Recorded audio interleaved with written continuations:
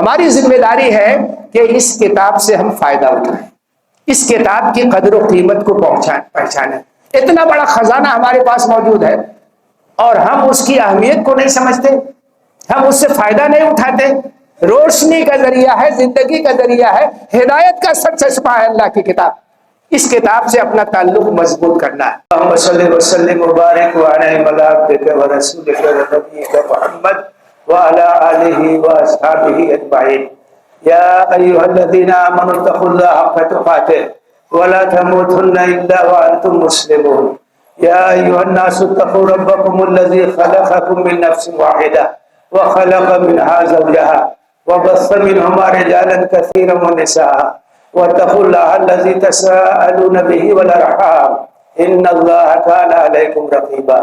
يا ايها الذين امنوا اتقوا الله وقولوا قولا سديدا يصلح لكم اعمالكم ويغفر لكم ذنوبكم ومن يطع الله ورسوله فقد فاز فوزا عظيما۔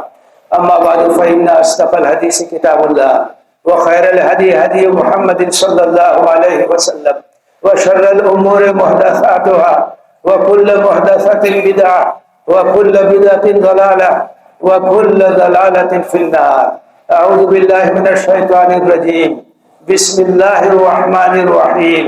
شهر رمضان الذي أنزل فيه القرآن هدى للناس وبينات من الهدى والفرقان فمن شهد منكم الشهر فليصم ومن كان مريضا أو على سفر فعدة من أيام أخر يريد الله بكم اليسر ولا يريد بكم العسر ولتكملوا العدة ولتكبروا الله على ما هداكم ولعلكم تشكرون۔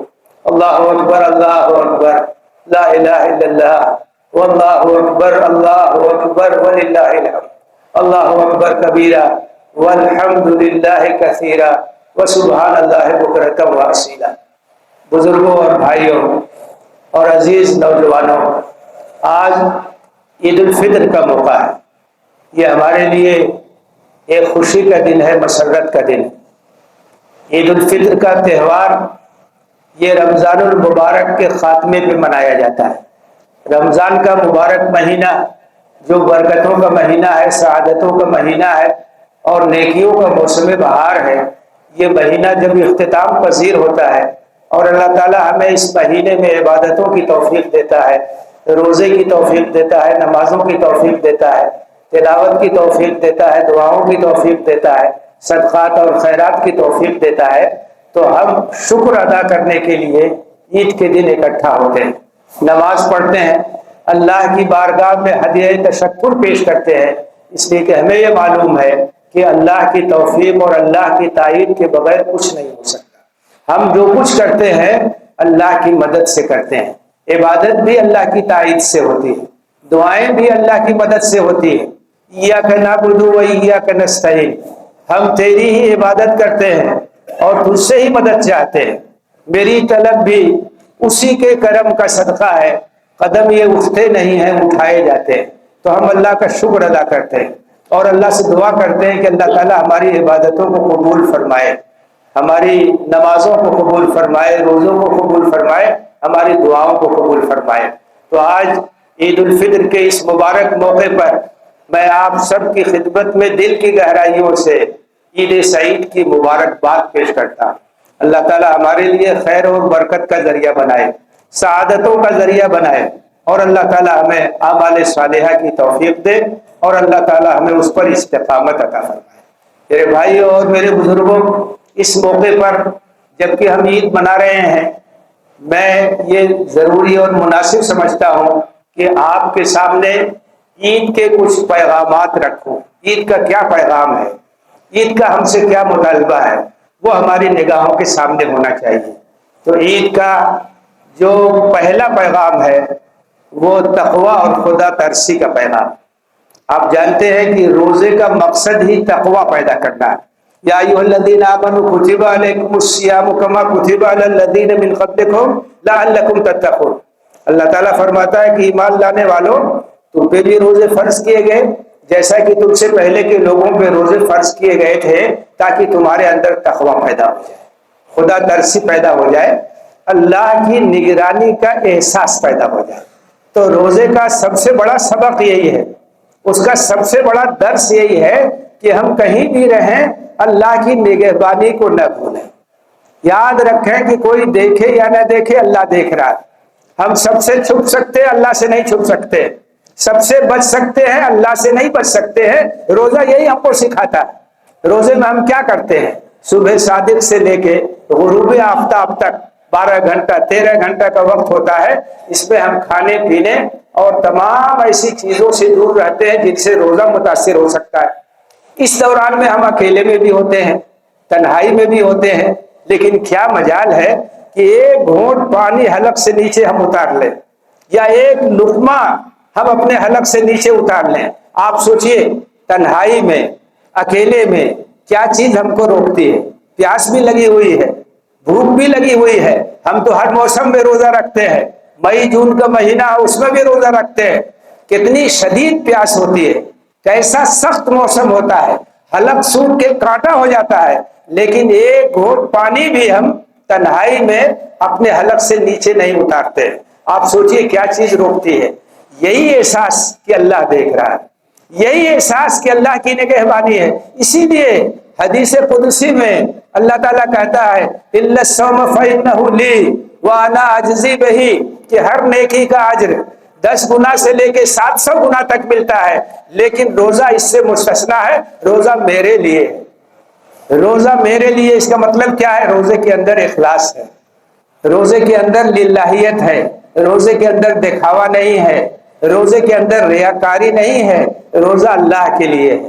اللہ کے ڈر کی وجہ سے آدمی روزہ رکھتا ہے، اس لیے اللہ تعالیٰ کہتا ہے انا اجزی بہی، میں جتنا چاہوں گا اس کا اجر دوں گا۔ آج انعام کا دن ہے، آج یوم الجائزہ ہے، آج اللہ تعالیٰ انعام کی بارش کرتا ہے، رحمتوں کی بارش کرتا ہے کہ میرے بندوں نے میرے لیے بھوک اور پیاس کی تکلیف برداشت کی، دن میں بھوکے رہے، پیاسے رہے، رات میں نماز پڑھتے رہے، قیام کرتے رہے، میں ان کی مغفرت کا اعلان کرتا ہوں۔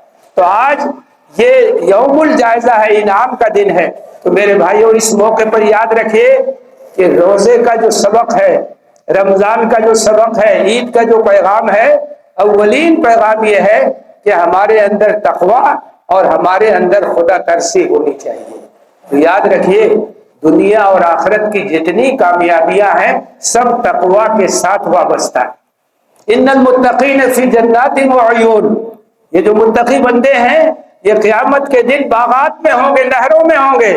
کوئی نہر دودھ کی ہوگی، کوئی نہر شہد کی ہوگی، کوئی نہر صاف شفاف پانی کی ہوگی، طرح طرح کی نعمتیں ہوں گی۔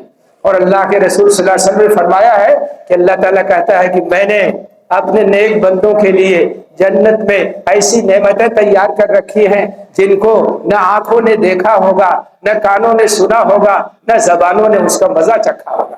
اور جنت کی آپ جانتے ہیں سب سے بڑی نعمت کیا ہے، جس کے بارے میں قرآن میں کہا گیا ہے لَهُم مَا يَشَاءُونَ فِيهَا وَلَدَيْنَا مَزِيدٌ، جنت میں جو چاہیں گے اہل جنت وہ ملے گی، اور ایک خاص چیز ہمارے پاس ہے، ایک مزید چیز ہمارے پاس ہے۔ اللہ کے رسول نے کہا کہ یہ مزید چیز جانتے ہو کیا ہے؟ جب جنت کے لوگ جنت میں چلے جائیں گے تو اللہ تعالیٰ پوچھے گا کہ تمہیں کچھ اور چاہیے؟ اہل جنت کہیں گے کہ اے اللہ تو نے ہماری مغفرت فرما دی، ہمارے اوپر رحم کیا، ہمیں جہنم سے بچا لیا، جنت میں داخل کر دیا، طرح طرح کی یہاں نعمتیں ہیں، اب ہمیں کیا چاہیے؟ تو اس وقت جو حجاب ہے وہ ہٹا دیا جائے گا، اور اللہ کے نیک بندے اپنی آنکھوں سے اپنے خالق اور مالک کا دیدار کریں گے۔ آپ ذرا سوچئے وہ لمحہ کیسا ہوگا جب ہم اپنے رب کا، اپنے خالق کا، اپنے مالک کا دیدار کریں گے۔ اور جنت کی سب سے بڑی نعمت یہی ہوگی کہ دیدار الہی سے اہل جنت ہم کنار ہوں گے۔ تو میرے بھائی اور میرے بزرگوں، یہ جنت، یہ مغفرت، یہ دیدار الہی، یہ تمام نعمتیں تقوی کے ساتھ وابستہ ہیں۔ ہمیں تقوی کے ساتھ رہنا ہے، خدا ترسی کے ساتھ رہنا ہے، اللہ سے ڈرتے ہوئے زندگی گزارنا ہے۔ اور جس کے اندر تقوی ہوگا وہ اللہ کا فرما بردار ہوگا، وہ اللہ کا مطیع ہوگا، وہ اللہ کی نافرمانی نہیں کرے گا، وہ حدود الہی کی نگہداشت کرے گا۔ کوئی غلطی اگر ہو جائے گی تو توبہ کرے گا، استغفار کرے گا، اور اپنے گناہ پہ شرمندہ ہوگا۔ یاد رکھیے اللہ تعالیٰ بہت رحم کرنے والا ہے، بہت معاف کرنے والا ہے، کبھی اللہ کی رحمت سے مایوس نہیں ہونا چاہیے۔ ان اللہ یغفر الذنوب جميعا، اللہ تمام گناہوں کو معاف کرتا ہے۔ تو پہلا پیغام تقوی کا پیغام، خدا ترسی کا پیغام، اللہ کی نگرانی اور اللہ کی مہربانی کو یاد رکھنے کا پیغام۔ دوسرا جو پیغام ہے عید کا، وہ اس بات کا پیغام ہے کہ ہمارے اندر یہ احساس ہونا چاہیے کہ ہم ایک امت ہیں، ہم ایک جماعت ہیں۔ ان ھذہ امتکم امۃ واحدہ، یہ امت واحدہ ہے، ہمارا عقیدہ ایک ہے، ہمارا نسب العین ایک ہے، ہمارا خدا ایک ہے، ہمارا رسول ایک ہے، ہماری کتاب ایک ہے، ہماری آرزوئیں، ہماری تمنائیں یہ سب یکساں ہیں۔ اس لیے ہمارے درمیان محبت ہونی چاہیے، ہمارے درمیان اتحاد ہونا چاہیے، ہمارے درمیان اخوت ہونی چاہیے، ہمارے درمیان بھائی چارہ ہونا چاہیے۔ انما المؤمنون اخوہ، اہل ایمان آپس میں بھائی بھائی۔ یہ نہیں کہا گیا تھا کہ سال کے ایک مہینے میں جب چاہو روزہ رکھ لو، بلکہ یہ کہا گیا کہ رمضان میں روزہ رکھنا ہے۔ تو اس کی وجہ سے اجتماعیت کی روح پیدا ہو گئی، ہم ایک ساتھ روزہ رکھتے ہیں، ہم سحری کے لیے ایک ساتھ اٹھتے ہیں، ہم افطار ایک ساتھ میں کرتے ہیں، تو یہ احساس ہوتا ہے کہ ہم ایک دوسرے سے الگ نہیں، ہم بھائی ہیں، ہم ایک دوسرے کے غمگسار ہیں۔ والمؤمنون والمؤمنات بعضهم اولیاء بعض، اہل ایمان مرد، اہل ایمان عورتیں ایک دوسرے کے ہمدرد ہیں، ایک دوسرے کے غمگسار ہیں۔ اور اللہ کے رسول صلی اللہ علیہ وسلم نے فرمایا ہے المؤمن للمؤمن کالبنیان یشد بعضه بعضا وشبک بین اصابعہ۔ آپ نے کہا کہ مومن مومن کے لیے ایسے ہی ہے کہ جیسے ایک دیوار ہوتی ہے جس کی اینٹیں ایک دوسرے کو طاقت پہنچاتی ہیں۔ دیوار اینٹوں سے بنتی ہے، جب ایک خاص قرینے کے ساتھ اینٹیں اکٹھا ہو جاتی ہیں تو ایک مضبوط دیوار بن جاتی ہے، اس کے اوپر چھت کا بوجھ رہتا ہے، وہ ہر طرح کی چیزوں کو اٹھا لیتی ہے، یہ اتحاد کی برکت ہے۔ تو آپ نے کہا کہ جس طرح سے دیوار کی اینٹیں ایک دوسرے کو طاقت پہنچاتی ہیں، اسی طرح سے مومن دوسرے مومن کو طاقت پہنچاتا ہے۔ پھر آپ نے انگلیوں کو، ہاتھ کی انگلیوں کو ایک دوسرے میں پیوست کیا کہ ہمیں اس طرح سے رہنا چاہیے۔ ہم اگر الگ الگ رہیں گے آسانی کے ساتھ ہم کو موڑ دیا جائے گا، لیکن اگر ہم اکٹھا ہو جائیں گے تو ہم ایک طاقت بن جائیں گے، ہم ایک قوت بن جائیں گے۔ اتحاد میں طاقت ہے، بھائی چارے میں طاقت ہے، یکجہتی میں طاقت ہے، اور انتشار میں کمزوری ہے۔ اللہ تنازعوا فتفشلوا وتذهب ريحكم، آپس میں جھگڑا نہ کرو، تفرقے کے شکار مت ہو، ورنہ کیا ہوگا کہ تم ناکام ہو جاؤ گے اور تمہاری ہوا اکھڑ جائے گی، تمہاری ساکھ ختم ہو جائے گی، دشمنوں کے دلوں سے تمہارا روب ختم ہو جائے گا۔ لیکن جب تم متحد رہو گے تو ایک پیغام جائے گا۔ ایک مومن کی تکلیف تمام مومنوں کی تکلیف ہے، لوگوں کے درد کو محسوس کرنا چاہیے، اور کسی بنیاد پر ہمیں اختلاف کو ہوا نہیں دینا چاہیے، نہ مسلک کی بنیاد پر، نہ مشرب کی بنیاد پر، نہ برادری کی بنیاد پر، نہ علاقہ کی بنیاد پر۔ ہم ایک ہیں، ہم ایک دوسرے کے بھائی ہیں، ہم ایک امت ہیں۔ یہ عید کا پیغام ہے، یہ رمضان کا پیغام ہے، یہ اللہ کا فرمان ہے۔ اپنے اتحاد کو مضبوط کیجیے، اختلافات کو ختم کیجیے۔ مسائل کا سامنا ہے، چیلنجوں کا سامنا ہے، اور ان مسائل کا سامنا ہم اسی وقت کر سکتے ہیں جب ہمارے درمیان محبت ہو، ایک دوسرے کے ساتھ کھڑے ہوں، ایک دوسرے کے ساتھ یکجہتی کا ہم مظاہرہ کریں۔ یہ عید کا دوسرا پیغام۔ تیسرا پیغام عید کا یہ ہے کہ ہمارے اندر مواسات اور ہمدردی کا جذبہ ہونا چاہیے۔ آپ جانتے ہیں کہ رمضان کے مہینے کو مواسات اور ہمدردی کا مہینہ کہا گیا ہے، یہ غمگساری کا مہینہ ہے۔ اس میں جذبہ پیدا ہوتا ہے لوگوں کی مدد کرنے کا، خدمت کرنے کا۔ اس کی ایک خاص وجہ یہ ہوتی ہے کہ روزے کی حالت میں ہر شخص بھوک اور پیاس کے تجربے سے گزرتا ہے، تو اس کو احساس ہوتا ہے کہ ہمارے سماج میں، ہمارے معاشرے میں بہت سے ایسے لوگ ہیں جو سال بھر پریشان رہتے ہیں، کھانے کے لیے نہیں، ضروریات کی تکمیل کے لیے نہیں، بھوکے رہتے ہیں، پیاسے رہتے ہیں۔ تو ان کو اندازہ ہوتا ہے کہ بھوک کی تکلیف کیا ہوتی ہے، پیاس کی تکلیف کیا ہوتی ہے، تو ان کے اندر انفاق کا جذبہ پیدا ہوتا ہے، مدد کا جذبہ پیدا ہوتا ہے، تو وہ زیادہ سے زیادہ مدد کرتے ہیں، خرچ کرتے ہیں، اپنے بھائیوں کو شریک کرتے ہیں ان نعمتوں میں جو اللہ نے ان کو دی ہے۔ بہت سے لوگ زکوٰۃ بھی نکالتے ہیں رمضان میں، صدقات کا اہتمام کرتے ہیں، خیرات کا اہتمام کرتے ہیں، صدقہ فطر تو سب کو نکالنا ہی ہے، گھر کے تمام لوگوں کی طرف سے نکالتے ہیں اور لوگوں کی مدد کرتے ہیں۔ میرے بھائیوں، رمضان کا یہ سماجی پہلو، خدمت خلق کا پہلو، یہ بہت اہم پہلو ہے، اسلام کی اہم ترین تعلیم ہے کہ اللہ تعالیٰ نے ہمیں جو کچھ دیا ہے اس میں سب کا حق ہے۔ وَفِي أَمْوَالِهِمْ حَقٌّ لِلسَّائِلِ وَالْمَحْرُومِ، اہل ایمان وہ ہیں جو یہ سمجھتے ہیں کہ ان کے مال میں سائلین کا، محرومین کا، ضرورت مندوں کا حق ہے۔ اس پیغام کو یاد رکھیے۔ سماج میں اللہ تعالیٰ نے سب کو یکساں نہیں رکھا ہے، پانچوں انگلیاں برابر نہیں ہیں۔ کسی کو اللہ تعالیٰ نے کشادہ رزق دیا، کسی کی روزی تنگ کر دی، سب آزمائش کے لیے۔ اور اس آزمائش کا تقاضا یہ ہے کہ ہمارے پاس جو مال ہے، جو دولت ہے، اسے اللہ کی نعمت سمجھیں، اللہ کی امانت سمجھیں اور اللہ کے راستے میں دل کھول کے خرچ کریں۔ اور قرآن میں اللہ تعالیٰ نے کہا ہے مثل الذین ينفقون اموالهم فی سبیل اللہ کمثل حبۃ انبتت سبع سنابل فی کل سنبلۃ مئۃ حبۃ، کہ جو لوگ اللہ کے راستے میں خرچ کرتے ہیں اخلاص کے ساتھ، اس کی مثال ایسے ہی ہے کہ جیسے ایک دانہ ہو، اس کو زمین میں ڈال دیا، گیہوں کا ایک دانہ آپ نے زمین میں ڈال دیا، اس سے ایک پودا نکلا، اس پودے میں 7 بالیں ہیں، ہر بال میں 100 دانے ہیں، ایک دانے سے 700 دانے، 1 روپیہ خرچ کریں گے 700 روپیہ ملے گا۔ کتنا نفع کا سودا ہے، اللہ کا دیا ہوا مال ہے، اللہ کی دی ہوئی امانت ہے۔ اللہ کے راستے میں اگر ہم خرچ کریں گے، اللہ کے بندوں کی مدد کریں گے تو اللہ تعالیٰ کئی گنا بڑھا کر کے دے گا۔ قرآن میں اللہ تعالیٰ کہتا ہے من ذا الذی یقرض اللہ قرضا حسنا فیضاعفہ لہ اضعافا کثیرا، کون ہے جو اللہ کو قرض حسن دینے کے لیے تیار، اللہ کئی گنا اسے بڑھا دے گا۔ اب ذرا سوچئے، مال بھی اللہ کا، نعمت بھی اللہ کی، سب کچھ اللہ کا دیا ہوا ہے، اللہ کے راستے میں اگر ہم دیتے ہیں، اللہ کہتا ہے میرے اوپر قرض ہے، کئی گنا بڑھا کر کے میں دوں گا۔ تو یہ جو سماجی پہلو ہے رمضان کا، یہ جو سماجی پہلو ہے روزے کا، یہ جو عید کا پیغام ہے کہ ہم دوسروں کے دکھ درد کو محسوس کریں اور لوگوں کی مدد کریں، خاموشی کے ساتھ مدد کریں، رازداری کے ساتھ مدد کریں۔ اللہ کے رسول نے بشارت دی ہے کہ حشر کے میدان میں جب عرش الہی کے سائے کے علاوہ کوئی سایہ نہیں ہوگا، جن خوش نصیب لوگوں کو عرش الہی کا سایہ نصیب ہوگا، اس میں وہ لوگ بھی ہوں گے جو خرچ کرتے ہیں اور اس طرح سے خرچ کرتے ہیں کہ داہنے ہاتھ نے کیا دیا بائیں ہاتھ کو خبر نہیں، دکھاوا نہیں، نام و نمود نہیں، نمائش نہیں، خاموشی کے ساتھ مدد کرتے ہیں، رات کے اندھیرے میں جا کے پہنچا دیتے ہیں، گھروں میں جا کر کے دے دیتے ہیں۔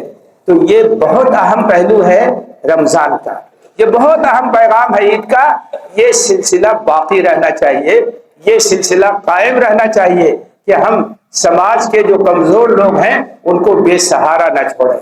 کسی یتیم کے سر پہ شفقت کا ہاتھ رکھ دیجئے، کسی بیوہ کی مدد کر دیجئے، کسی بے سہارا کو سہارا دے دیجئے۔ اللہ کے رسول کی بشارت ہے انا وکافل الیتیم کہاتین یوم القیامہ، آپ نے کہا ہے کہ میں اور یتیم کی کفالت کرنے والا قیامت کے دن اتنا قریب ہوں گے جتنا ہاتھ کی یہ دونوں انگلیاں۔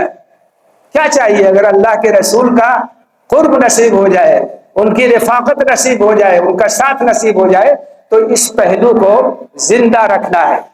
مومن خرچ کرنے والا ہوتا ہے، دل کھول کے خرچ کرتا ہے اور وہ جانتا ہے کہ خرچ کرنے سے مال کم نہیں ہوتا ہے، صدقہ کرنے سے مال کم نہیں ہوتا ہے، اس میں برکت ہوتی ہے، اللہ برکت دینے والا، اللہ دینے والا، پورا یقین ہونا چاہیے۔ تو یہ ایک اہم ترین پیغام ہے، اس پیغام کو یاد رکھنا ہے۔ چوتھا پیغام جو عید کا پیغام ہے، رمضان کا پیغام ہے، وہ پیغام یہ ہے کہ نماز کا اہتمام برابر کرنا چاہیے۔ قیام رمضان کی اہمیت ہے، آپ نے دیکھا ماشاءاللہ رمضان کے مہینے میں نمازیوں کی تعداد بڑھ جاتی ہے، مسجدوں کی رونق بڑھ جاتی ہے، نمازیوں کی تعداد بڑھ جاتی ہے، ہر نماز میں اچھے خاصے لوگ رہتے ہیں۔ یہ رمضان کی برکت ہے، یہ رمضان کا اثر ہے، یہ رمضان کا نتیجہ ہے کہ مسجدوں میں آنے والوں کی تعداد بہت بڑھ جاتی ہے۔ میرے بھائیوں اور میرے بزرگوں، یاد رکھیے رمضان جب ختم ہوتا ہے تو روزے کی فرضیت ختم ہوتی ہے۔ فرض روزہ رمضان میں، رمضان کے بعد جو روزے ہم رکھتے ہیں وہ مسنون روزے ہیں، وہ نفلی روزے ہیں، وہ مستحب روزے ہیں۔ فرض روزے ختم ہو جاتے ہیں، لیکن نماز کی تو فرضیت نہیں ختم ہوتی ہے۔ نماز تو زندگی بھر فرض ہے۔ نماز تو ایک ایسا فریضہ ہے جو آخری سانس تک ہم کو انجام دینا ہے، ہر حال میں انجام دینا ہے۔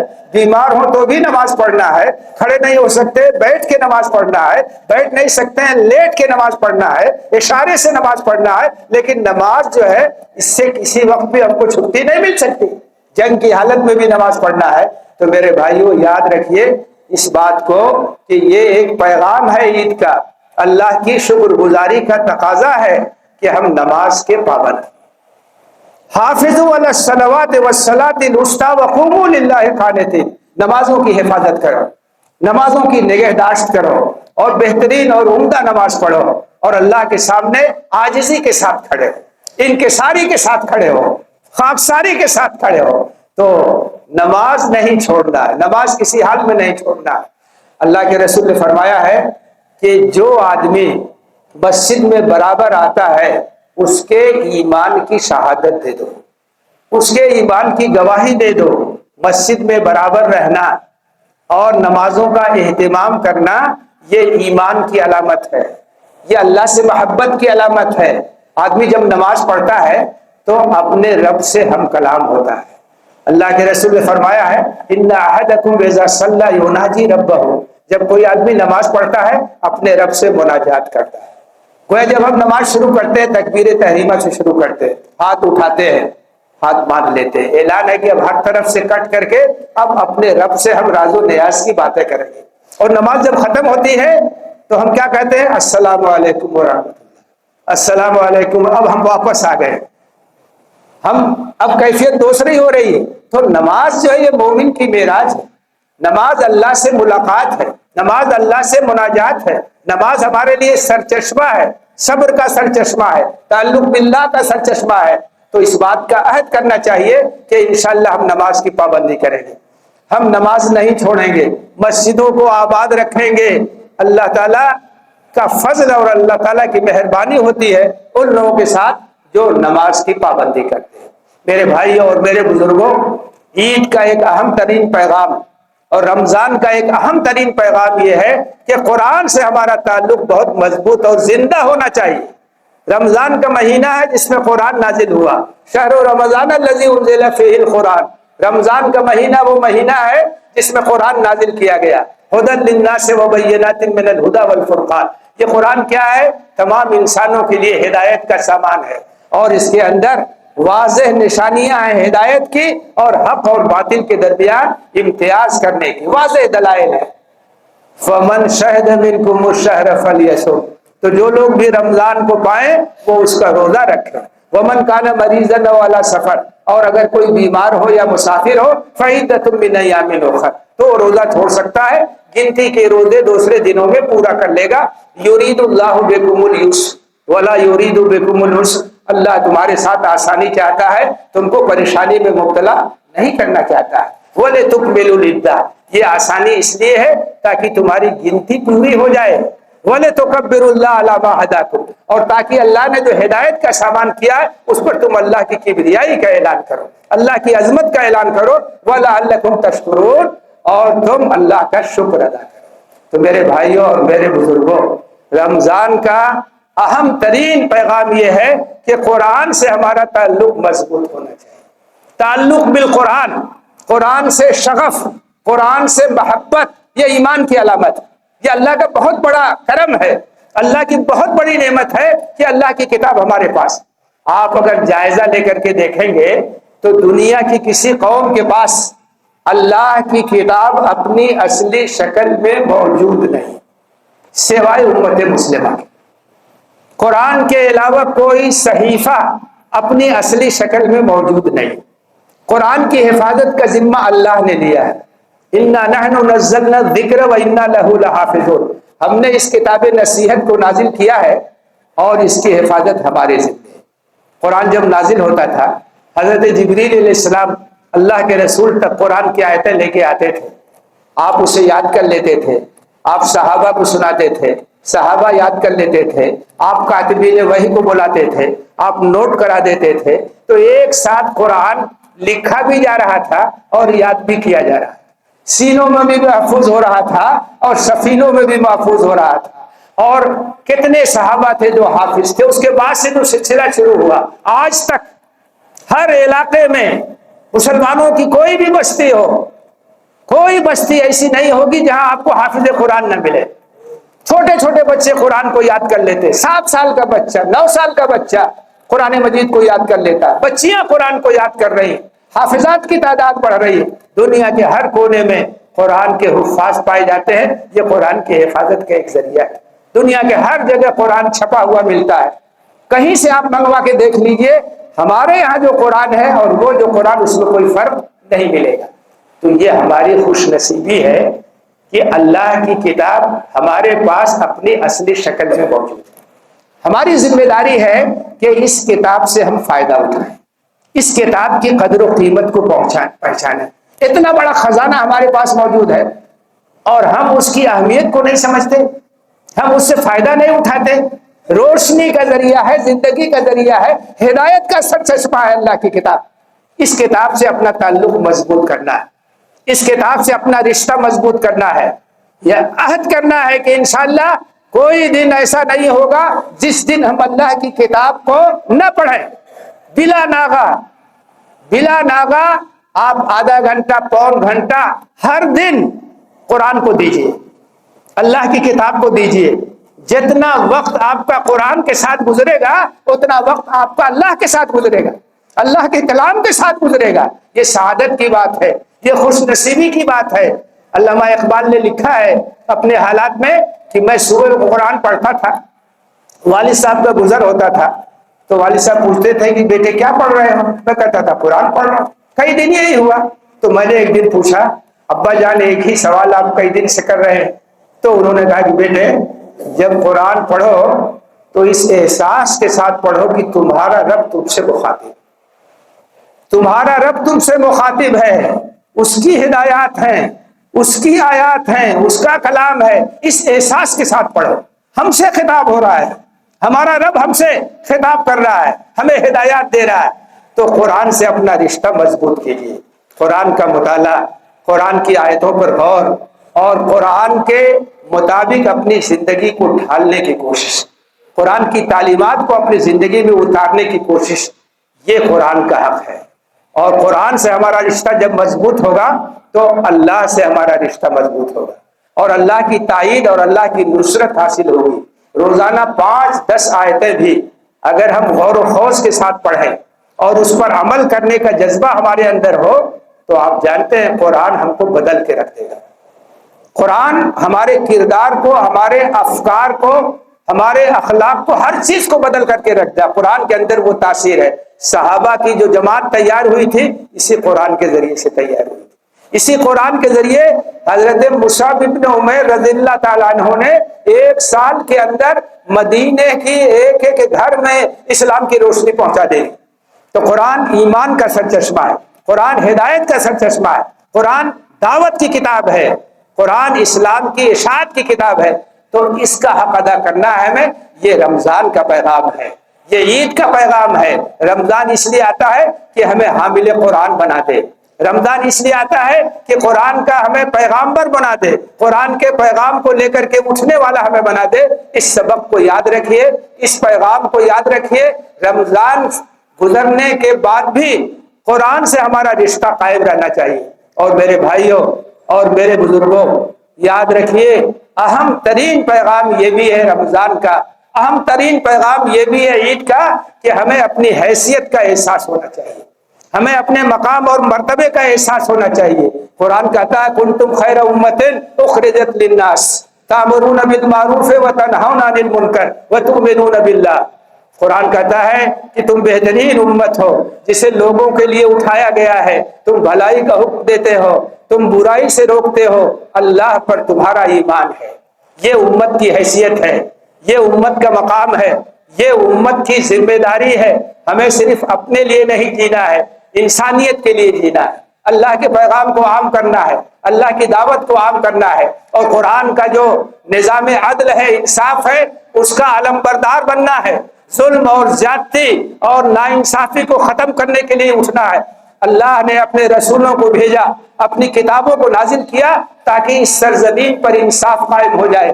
لقد ارسلنا رسلنا بالبینات وانزلنا معهم الکتاب والمیزان لیقوم الناس بالقسط۔ ہم نے اپنے رسولوں کو واضح نشانیوں کے ساتھ بھیجا اور ان کے ساتھ کتاب اور شریعت نازل کی، ان کے ساتھ حق اور باطل کو جانچنے اور پرکھنے کی کسوٹی نازل کی، لیقوم الناس بالقسط، تاکہ سماج میں انصاف قائم ہو جائے، ظلم ختم ہو جائے، ناانصافی ختم ہو جائے۔ تو یہ ہماری ڈیوٹی ہے۔ یا ایھا الذین آمنوا کونوا قوامین بالقسط، اے ایمان لانے والو انصاف کے علم بردار بن جاؤ، قسط کے علم بردار بن جاؤ، جسٹس کے علم بردار بن جاؤ۔ یہ ہماری ذمہ داری ہے۔ ہم مظلوم کا ساتھ دینے والی امت ہے، ہم ظالموں کی آنکھ میں آنکھ ملا کے بات کرنے والی امت ہے، ہم انصاف قائم کرنے کے لیے قربانی دینے والی امت ہے۔ ہماری پوری تاریخ بتاتی ہے۔ اپنے مقام کو یاد کیجیے، اپنے مرتبے کو یاد کیجیے، اپنی ذمہ داری کو یاد کیجیے۔ اقبال نے کہا تھا، خدائے لم یزل کا دست قدرت تو زباں تو ہے، یقین پیدا کرے غافل کہ مغلوب گما تو ہے، پرے ہے چرخے نیلی فام سے منزل مسلمہ کی، ستارے جس کی گرد راہ ہو وہ کارواں تو ہے، مکاں فانی مکی فانی ازل تیرا ابد تیرا، خدا کا آخری پیغام ہے تو جاویدہ تو ہے۔ یہ تمہاری حیثیت ہے، یہ تمہارا مقام ہے۔ تم دنیا کے امام ہو، تم خیر امت ہو، تمہیں قرآن کو لے کر کے اٹھنا ہے، محمد عربی کے پیغام کو لے کر کے اٹھنا ہے، مظلوموں کی مدد کرنی ہے، ظالموں کا ہاتھ پکڑنا ہے، ناانصافی کے خلاف آواز اٹھانی ہے۔ اپنے اس مقام اور اپنی اس حیثیت کو یاد رکھیے اور اپنا کردار ادا کیجیے۔ اللہ کی اس سرزمین پر انصاف قائم کرنے کے لیے قربانی دیجیے۔ میرے بھائیوں اور میرے بزرگوں، میں پھر آپ کو عید کی مبارکباد دیتا ہوں، لیکن میری درخواست ہے کہ عید کے ان پیغامات کو یاد رکھیے۔ رمضان کے مہینے نے جو ہماری تربیت کی ہے، رمضان کے مہینے نے جو ہمیں ٹریننگ دی ہے، اس کا اثر باقی رہنا چاہیے۔ رمضان کے بعد اس کا امتحان ہوتا ہے، تو اس اثر کو باقی رکھیے اور اللہ سے دعا کیجیے کہ اللہ تعالیٰ ہماری عبادتوں کو قبول فرمائے اور اللہ تعالیٰ ہمیں نیکیوں پر استقامت کی توفیق دے۔ ایسے موقع پر جبکہ ہم عید منا رہے ہیں، ہم مسجد اقصیٰ کو نہیں بھول سکتے ہیں، ہم قبلہ اول کو نہیں بھول سکتے ہیں، جہاں تالا بندی چل رہی ہے، جسے غاصبوں نے مقفل کر دیا ہے، نمازیں نہیں ہو سکی۔ آپ سوچئے کیسی تکلیف دہ صورتحال ہے، سونے پڑے ہیں مسجد اقصیٰ کے بام و در، کچھ ہوش بھی ہے تم کو عزیزان بے خبر؟ جذبہ پیدا کیجئے اپنے اندر کہ ہم انشاءاللہ بیت المقدس کی آزادی کے لیے جدوجہد کریں گے، آواز اٹھاتے رہیں گے، قبلہ اول کی بازیابی کے لیے اللہ سے دعا کرتے رہیں گے، اور یہ خواہش ہمارے دل سے کوئی چھین نہیں سکتا ہے کہ پھر سے وہ آزاد ہو اور ہم اپنے سجدوں سے اس کو بچا سکیں۔ اللہ تعالیٰ قبلہ اول کی بازیابی کا راستہ ہموار کرے اور ظالموں اور غاصبوں سے نجات ملے۔ آپ غزہ کے لوگوں کو نہیں بھول سکتے، غزہ کے لوگوں کی قربانیاں، غزہ کے لوگوں کی شہادتیں، غزہ کے لوگوں کا عزم اور غزہ کے لوگوں کا حوصلہ، یہ ایک مثال ہے۔ سب کچھ برباد ہو گیا، شہادتیں پیش کر دیا، اجڑ گئے، لیکن ان کے عزم اور ان کے ہمت میں کوئی کمی نہیں آئی۔ ان کو سلام پیش کرنے کی ضرورت ہے۔ سلام اس پر کہ جس کے نام لیوا ہر زمانے میں بڑھا دیتے ہیں صفا سرفروشی کے فسانے میں۔ قربانیوں کی ایک تاریخ ہے جو امت مسلمہ ہر دور میں دی ہے۔ آج بھی غزہ کے لوگ قربانیاں دے رہے ہیں، ہماری دعائیں ان کے لیے ہونی چاہیے۔ اللہ تعالیٰ ان کو ثابت قدم رکھے، ان کے صفوں میں اتحاد قائم اور باقی رکھے۔ اللہ تعالیٰ دشمنوں پر ان کو فتح اور نصرت نصیب فرمائے، اور اسرائیل جو کہ ایک ناجائز ریاست ہے، جارحیت کی بنیاد پر بنی ہے، اللہ تعالیٰ اس ناجائز ریاست کا خاتمہ کرے اور فلسطینیوں کو ان کی سرزمین ملے۔ فلسطینی اپنی سرزمین کی بازیابی کے لیے جنگ کر رہے ہیں، وہ مجاہد ہیں، ان کو ٹیررسٹ کہا جاتا ہے، ان کو دہشت گرد کہا جاتا ہے، وہ فریڈم فائٹرز ہیں، وہ جنگ آزادی لڑ رہے ہیں، اپنے سرزمین کی آزادی کی جنگ لڑ رہے ہیں، اس کے لیے قربانی دے رہے ہیں۔ تو ہماری دعائیں ہیں کہ اللہ تعالیٰ غزہ کے لوگوں کی مدد فرمائے اور ظلم اور تشدد کا جو سلسلہ ہے وہ ختم ہو۔ یہ افسوسناک بات ہے کہ رمضان کے مبارک مہینے میں ایران کے اوپر جارحیت ہوئی، اسرائیل کی جانب سے، امریکہ کی جانب سے ایک آزاد ملک اس کے معاملات میں مداخلت کرنے کی کوشش کی گئی۔ یہ دہشت گردانہ کارروائی ہے، یہ جارحیت ہے، یہ بین الاقوامی قوانین کے بالکل خلاف ہے۔ ایران ایک آزاد ملک ہے، وہاں کے لوگ خود مختار ہیں، وہاں کی حکومت بدلنے کا اختیار کسی اور کو نہیں ہے۔ رژیم چینج کرنے کے نام پر حملہ کرنا، آبادیوں کو نشانہ بنانا، معصوم بچیوں کو شہید کر دینا، یہ کہاں کا انصاف ہے؟ انسانی حقوق کہاں چلے گئے؟ بین الاقوامی قوانین یہ کہاں چلے گئے؟ کبھی اسلام پہ حملہ ہوتا ہے کہ ہم ایٹمی طاقت نہیں بننے دیں گے۔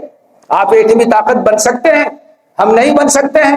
آپ کو ڈیفنس کا اختیار ہے، ہم کو نہیں اختیار ہے۔ اگر آپ کو اختیار ہے تو ہم کو بھی اختیار ہے، اور اگر یہ ایک ایسی چیز ہے جسے ختم ہونا چاہیے، دنیا میں کسی کے پاس نہیں ہونا چاہیے۔ ایٹم بم تباہی کا سامان ہے، دنیا کے کسی ملک کے پاس نہیں ہونا چاہیے، اور اگر کسی ملک کو حق ہے تو دوسرے ممالک کو بھی حق ہے۔ ایران کی مزاحمت اور ایران جس طریقے سے اپنا ڈیفنس کر رہا ہے وہ قابل قدر ہے، قابل تحسین ہے۔ لوگ یہ سمجھتے تھے کہ 2-4 دن کا کھیل ہے، لیکن آپ جانتے ہیں 22 دن ہو گیا ہے، مزاحمت جاری ہے، دشمنوں کے دانت کھٹے ہو رہے ہیں۔ بڑے بڑے بحری بیڑے آئے تھے، دور چلے گئے ہیں، ایران کے ساحلوں کو انہوں نے چھوڑ دیا ہے۔ ایران کے پاس جو کچھ ہے، پابندیوں کے باوجود جو اس نے تیاری کی ہے اس کے ذریعے سے اپنا ڈیفنس کر رہا ہے۔ اللہ سے ہم دعا کرتے ہیں کہ اللہ تعالیٰ ایران کی مدد فرمائے، ایران محفوظ رہے۔ یاد رکھیے، مشرق وسطیٰ میں جو کھیل کھیلا جا رہا ہے وہ کھیل اس بات کا ہے کہ اس خطے میں کوئی مضبوط ملک نہ رہے، تاکہ اسرائیل کے جو جارحانہ عزائم ہیں، گریٹر اسرائیل، جو اسرائیل کا خواب ہے وہ پورا ہو سکے۔ آپ یاد کیجئے، چند برسوں میں عراق کی ایک طاقت تھی، اس کو ختم کیا گیا، لیبیا کی ایک طاقت تھی، اس کو ختم کیا گیا، شام کو برباد کیا گیا۔ اب ایران کی طاقت کو ختم کرنے کی تیاری ہے تاکہ پورے علاقے میں کوئی سر اٹھانے والا نہ ہو، کوئی ٹوکنے والا نہ ہو اور کوئی روکنے والا نہ ہو۔ انشاءاللہ یہ اپنے عزائم میں ناکام ہوں گے، اللہ کی مدد ہوگی، ایران محفوظ رہے گا، مسلم ممالک محفوظ رہیں گے۔ اور مسلم ممالک کے لیے ایک سبق ہے کہ دوسروں کے اوپر وہ بھروسہ نہ کریں، اپنا اتحاد پیدا کریں، اپنی طاقت پیدا کریں، دشمنوں کے ہاتھ میں اپنی سیکورٹی نہ دیں، وہ ان کی حفاظت نہیں کر سکتے ہیں، دھوکہ دے سکتے ہیں۔ اپنے اتحاد کو مضبوط بنائیں، اپنے روابط کو مضبوط بنائیں، اور قرآن کا جو حکم ہے وَأَعِدُّوا لَهُم مَّا اسْتَطَعْتُم بِالْقُوَّةِ، یہ حکمرانوں ہی کے لیے ہے، مسلم ممالک کے لیے ہے کہ دشمنوں کو مرعوب کرنے کے لیے تم جنگی تیاری کرو، ڈیفنس کی تیاری کرو، طاقت پیدا کرو کہ تمہاری طرف کوئی آنکھ اٹھا کر کے دیکھ نہ سکے۔ تو اللہ سے دعا ہے کہ اللہ تعالیٰ ایران کی حفاظت فرمائے اور اسرائیل کو اور امریکہ کو ان کے جارحانہ عزائم میں اللہ تعالیٰ ناکام کرے۔ اللہ تعالیٰ تمام دنیا کے مظلوموں کی مدد فرمائے، مجاہدین کی مدد فرمائے، کمزوروں کی مدد فرمائے، اور ظلم اور زیادتی اور ناانصافی کا خاتمہ۔ اللہ تعالیٰ ہمارے روزوں کو قبول فرمائے، ہماری نمازوں کو قبول فرمائے، ہماری عبادتوں کو قبول فرمائے، ہماری دعاؤں کو قبول فرمائے، اور اللہ تعالیٰ استقامت کے ساتھ ہمیں اپنے دین پر قائم رکھے اور اپنے دین کے لیے ہر طرح کی قربانی دینے کی توفیق دے۔ آمین۔ وآخر دعوانا الحمد للہ رب العالمین۔ اقول قولی ھذا واستغفر اللہ لی ولکم اجمعین فاستغفروہ انہ هو الغفور الرحیم۔